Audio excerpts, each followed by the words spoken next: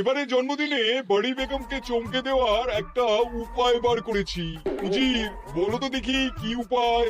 নবাবের সাজিশের হদিশ পাওয়া আমার বুদ্ধিতে নামুমকিন। এসব বহুত বড়িয়া কোনো মতলব আছে। এবারে বেগমের জন্মদিনে বিরাট একটা উৎসব করব। সারা দেশ থেকে মহান মহান অতিথিদের নিয়ে আসা হবে। দুনিয়ার সেরা সেরা খাবার, সেরা সেরা গাইয়ে, সেরা সেরা বাজিয়ে, সেরা সেরা নাচিয়ে রাতকে দিন করে দেবে এমন রোশনাই। রেস তো নাই। কি বললে? বহুত বড়িয়া আপনার সোচ, লেকিন মাফ করবেন হুজুর, রাজকোষের অবস্থা খুবই খারাপ। উৎসব করার মতো তো রেস তো নাই জাহাপানা। কোনো কথা শুনতে চাই না। আমি হলাম গিয়ে বাংলার নবাব। আমি আনন্দ হই হুল্লোড় করবো না তো কে আর করবে? একদম ঠিক জাহাপানা, কিন্তু কর বসিয়ে টাকা তোলো। সব কিছুতেই কর বসানো আছে জাহাপানা। হাসি কান্না ছাড়া আর কোনো কিছুতেই কর বসানো যে বাকি নেই। তার ওপরেই কর বসাও। হাসি কান্নার ওপর কর? না, শীতকাল আসছে, বসাও বসাও কর হাঁচির ওপর। হ্যাঁ, হাতির ওপর কর? বসাও। ওরকম মুখ করে আছো কেন? যদি না পারো তো বলে দাও, আমি অন্য উজির নিয়োগ করব। আমি আজই ঘোষণা করে দিচ্ছি, এবার থেকে হাতির ওপর কর দিতে হবে। হ্যাঁ তো জানাব, এতে প্রজারা যদি ক্ষুব্ধ হয়? আরে বাবা, প্রজাদের কাজই তো মাঝে মাঝে ক্ষুব্ধ হওয়া। তা ঠিক হুজুর। আমাকে কদর করে এমন কিছু সন্ডা আছে, তাদেরকে কাজে লাগাতে হবে। বহুত খুব জাহাপানা।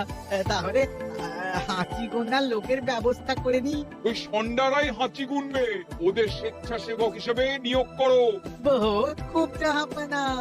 সব জায়গায় লোক পাঠাতে শুরু করো। তবে কৃষ্ণনগরে বেছে বেছে লোক পাঠাবে। আর মনে রেখো, ওখানে গোপাল আছে।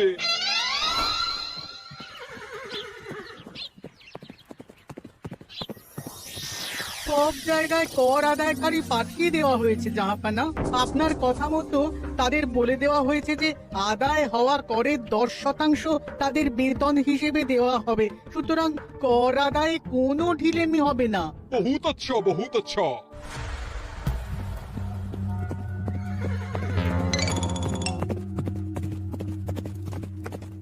হ্যাঁ, তুমি ঠিক পড়েছো তো মন্ত্রী, হাঁচির উপরে কর। বলেন তো, আর একবার করছি মহারাজ। আসলে এটা নবাবই মশকরা। আমাদের নবাব যে খুবই রসিক মানুষ তা তো আমরা দেখেছি। বারবার কৃষ্ণনগরের সঙ্গে রসিকতা করতে গিয়ে হাঁড়ি ফেটে রস একেবারে মাখামাখি হয়েছে, আর সারা গায়ে পিঁপড়ে ধরেছে।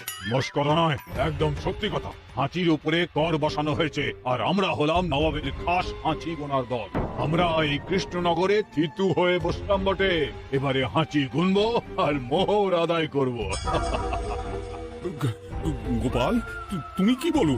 সর্দার, তোমাদের এখানে আসা একেবারেই লোকসান হয়েছে। কেন মশাই? আচ্ছা, আপনি গোপাল? না না, আপনার কোনো কথাই শুনবো না। আমাদের বই বই করে বলে দেওয়া হয়েছে, গোপাল হইতে সাবধান। সর্দার, আমি তোমাকে সাবধান হতেই বলছিলাম। হাঁচি ধরতে গেলে তোমাদের খুব সতর্ক থাকতে হবে, কারণ এই কৃষ্ণনগরের বাসিন্দাদের শরীর স্বাস্থ্য এত ভালো যে এখানে কেউ হাঁচে না, কাশে না, ঢেকুর তোলে না, ইয়ে করে না। বলেন কি মশাই? এটা তো নবাবকে জানাতে হচ্ছে। যাও যাও, এক্ষুনি মুর্শিদাবাদে ফিরে গিয়ে নবাবকে জানাও। ওরে, কেউ এদের যাওয়ার ব্যবস্থা করে দে। ওই তো হেঁচেছে। হাঁচি এক। পুরো এক মোহর। হাঁচি দুই মোহর। আরে এটা তো হাঁচির বাচ্চা, এটা তো ধরলে চলবে না। কেন? হাঁচি হলেই তো হলো। কি করবো সর্দার? লিখবো? দেখ, একবার গুনিয়ে যখন ফেলেছি পুরো ছাড়তে পারবো না।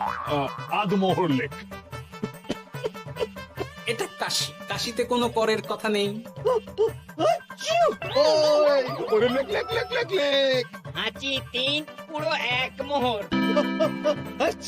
হাঁচি 4।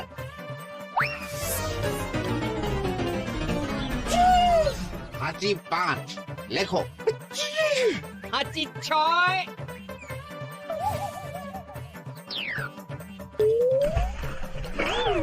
যা। যা কি রে, শুনেছিলাম কৃষ্ণনগরের মন্ত্রীটা মাথা মোটা। প্রমাণ হয়ে গেল, জল থেকে উঠবে যখন ঠান্ডা লেগে হাঁচি তো আরো বাড়বে। জলে বুড়বুড়ি উঠছে, বেটা জলের তলায় তলায় হাঁটছে, হাঁটছি সাত। এখনো তো ফিরলো না, বেলা গড়িয়ে দুপুর হয়ে গেল।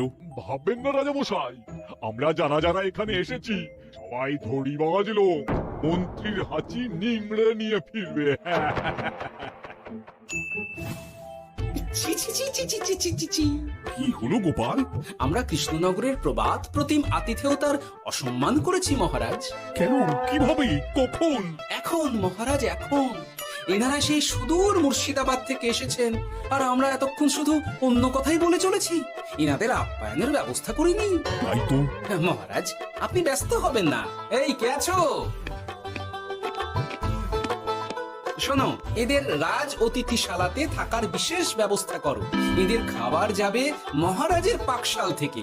এদের সব সুবিধে অসুবিধে দেখার জন্য দাস দাসী নিযুক্ত থাকবে। এ চলো হে চলো। আরে দাঁড়াও সর্দার, হ্যাঁ বলুন। তোমাদের তো আবার গোপালের কথা শোনা বারণ। আমার ব্যবস্থায় বোধহয় তোমরা থাকবে না। বাদ দিন তো, আসলে ভয় ছিল আপনার বুদ্ধিকে, আর ভয় নেই। কেমন আগু পিছু বিচার না করেই বলে ফেললেন এখানে কেউ হাঁচে না। বুঝে গেছি, আসলে গোপাল হলো গল্প। এ চলো হে চলো, ও বড্ড খিদে পেয়েছে। প্রহরী, এই সর্দারের দলের বাকি লোকগুলো এলে এদেরকেও অতিথিশালায় নিয়ে যেও। হ্যাঁ আচ্ছা, এ কি গোপাল, এই রক্তচোষাগুলোর জন্য তুমি রাজনিবাস আর রাজভোগের ব্যবস্থা করে দিলে? গোপাল কার পক্ষে মহারাজ? এতক্ষণ গোপালের সব কাজ তো কৃষ্ণনগরের বিপক্ষে গেল। বটেই তো, আমি মনে মনে গণনা করে দেখলাম গোপালের শুল যোগ শুরু হয়েছে। আগামী 1 যুগ ধরে গোপাল যেখানে থাকবে সেখানে রাহুর প্রকোপে দুঃখ দারিদ্র মহামারী একসঙ্গে এসে ধরা পড়বে। মহারাজ, গোপাল কখনো কৃষ্ণনগরের খারাপ ভাবেনি।